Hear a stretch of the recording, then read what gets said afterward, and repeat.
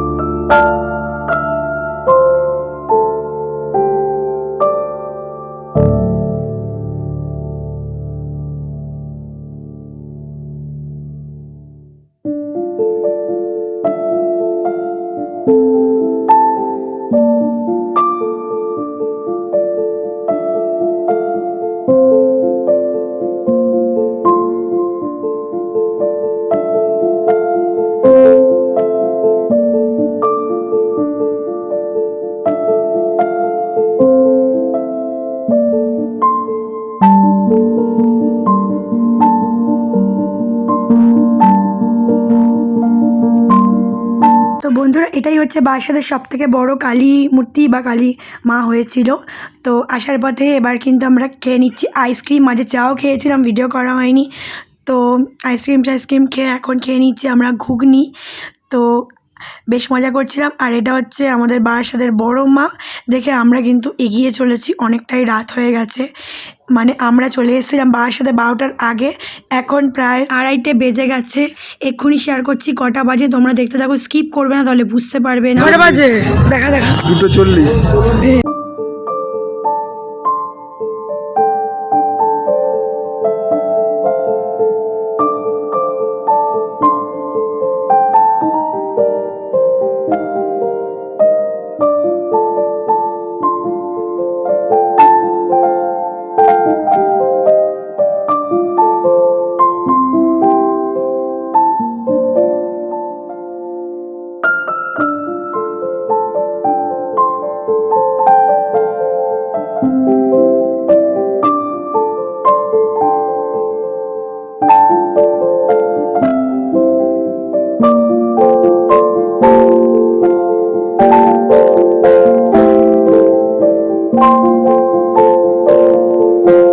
বাজে 2:50, কে বলবে এত ভিড়, কে বলবে এত ভিড়।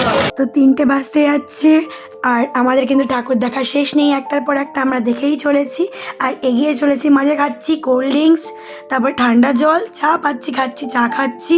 মাঝে চলে আসলাম আরও একটা প্যান্ডেলের সামনে। এখানে কিন্তু এই পটাটো চিপসটা বা পটাটো কি একটা বলে ভুলে গেছি। তো এটা ওই মানে আমার ভাইয়ের বন্ধুর বউ, মানে বোনই হয়, ও খাচ্ছিল, আমাদেরও এক পিস করে দিয়েছে। খাবো না, সে জোরজাবস্তি করে খাওয়াচ্ছে। রণও তো শুধু বলছে এটা খাও দিদি, ওটা খাও, ওরে পাগল করে দিচ্ছে, শুধু খাইয়েই যাচ্ছে। শুভ ভাই খাওয়াচ্ছে, আমার ভাই খাওয়াচ্ছে, শুধু খাচ্ছি আর ঘুরছি। মানে এত মজা করেছি আমরা ওই দিনকে, বলে তোমাদের বোঝাতে পারবো না, তোমরা দেখলেই বুঝতে পারবে। এবার সব কিছু তো ভিডিও করা সম্ভব হয়নি, কিছু কিছু করেছি সেগুলি শেয়ার করছি। এছাড়া আদার্স অনেক ঠাকুর দেখেছি, সেগুলোরও ভিডিও করা হয়নি, বাট যেগুলো করেছি সেগুলি শেয়ার করছি।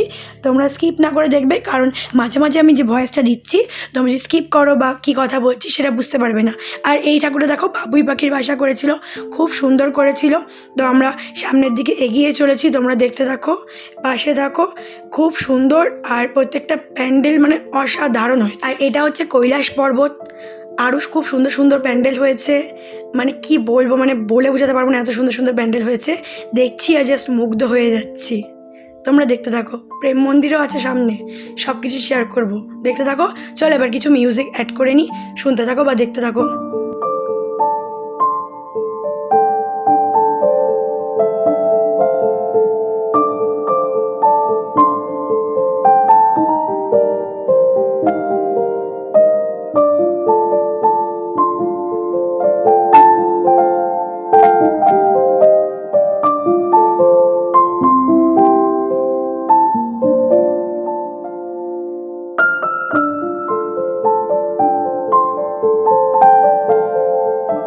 চলো তোমাদের এবার বলি পাট এবার ব্যাপারটা কি হয়েছিল।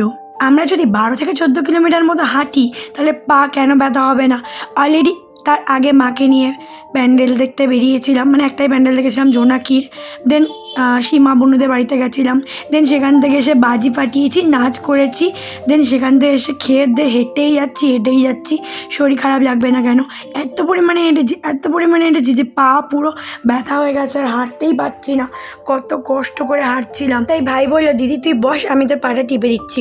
ও এমনি তো কারো পা ব্যথা হলে সে মায়ের হোক বা আমার হোক, ও পা টিপে দেয়, বা আমাদের কোনো প্রবলেম হলে ঝট করে সলভ করে দেয়। তো আমরা তারপরে আবার প্যান্ডেল দেখা শুরু করেছি, দেন আবার আমাদের খাওয়া দাওয়া শুরু। ফুচকা কটা বাজে ভাই? টাইমটা দেখাই, ফুচকা খেয়েছি, টাইমটা দেখাই 4:57 ভোরবেলা। ফুচকা খেয়ে এত ঝাল লেগেছে যে চলে এসেছি পানের দোকানে, আর এক একটা পান বলছে 20 টাকা করে পিস। তো আমরা চলে গেলাম তারপরে পান টান খেয়ে প্রেম মন্দির দেখার উদ্দেশ্যে। প্রেম মন্দির দেখাতে খুব ইন্টারেস্ট ছিল, চলে এসেছি, খুব সুন্দর করেছে প্রেম মন্দির। আর এখানে এসে কোন ইউটিউবার সাথে দেখা হচ্ছে জানো? বলছি রিন্টি জিন্টির সাথে। তোমরা নিশ্চয়ই চেনো, এই যে রিন্টি দি হাই করে দিল, খুব ভালো দেখা হলো, খুব সুন্দর কথাও বললো, যদিও বেশি কথা বলিনি, তবে রিন্টি দি ওর ব্লগে আমাকে নিয়েছে, তো হয়তো দেখতে পারবে তোমরা। তো তারপরে আমরা আবার দেখা শুরু করেছি, প্রেম মন্দির দেখছি, তারপরে চলে আসলাম প্রেম মন্দির দেখে আরও কিছু প্যান্ডেল দেখে পায়োনিয়ার পার্ক যখন এসেছি অলরেডি কিন্তু ভোর হয়ে গেছে। মানে আমরা বাড়ি পৌঁছেছি 7টার সময়, ভোর 7টা বা সকাল 7টা। আর সেদিনকে ছিল ভাইফোঁটা, মানে ঘুমই হয়নি আমাদের, সারা রাত্রি জেগে ঠাকুর দেখে ভোরবেলা বাড়ি এসে 1 ঘন্টা 2 ঘন্টা মতো শুয়েছিলাম, তারপরে উঠে গেছিলাম। ভাইফোঁটা যদিও বা দিয়েছি 1টার পরে, কারণ শুভক্ষণ কোনটা ছিল বা কোন সময় ছিল সেটা আমি ভাইফোঁটার ব্লগে অলরেডি মেনশন করে দিয়েছি। তো পায়োনিয়ার পার্ক দেখে, এটা হচ্ছে স্টেশনের সামনে আরও একটা প্যান্ডেল, সেটা দেখে তারপরে কিন্তু আমরা ট্রেনে করে দেন রিক্সা করে এখন বাড়ি ফিরছি। আর তোমাদের না কালকে বা আগের দিনে যে ব্লগটা শেয়ার করেছিলাম, ওই দিনকে যে আমরা গিয়েছিলাম, মানে বাসাতে গিয়েছিলাম ওই দিনকে, তার আগে যে মাকে আর মাম্মামকে নিয়ে জোনাকি ঠাকুর দেখতে গিয়েছিলাম, এই ব্লগটা শেয়ার করা হয়নি, তাই ভাবলাম একটু শেয়ার করে নিই, এইটুকুনি ছিল। আর এইটা কোথাকার ঠাকুর তোমরা জানো? অবশ্যই কমেন্ট করো এটা কোথাকার ঠাকুর, আর আমরা কবে দেখতে গিয়েছিলাম সেটা তোমরা যদি পারো কমেন্ট করে আমাকে জানাতে পারো। আর না পারলেও কোনো ব্যাপার না, প্যান্ডেলগুলো দেখো জাস্ট অসাম হয়েছে, চলো এবার কিছু মিউজিক অ্যাড করে দিই, তারপর আবার একটু পরে আসছি।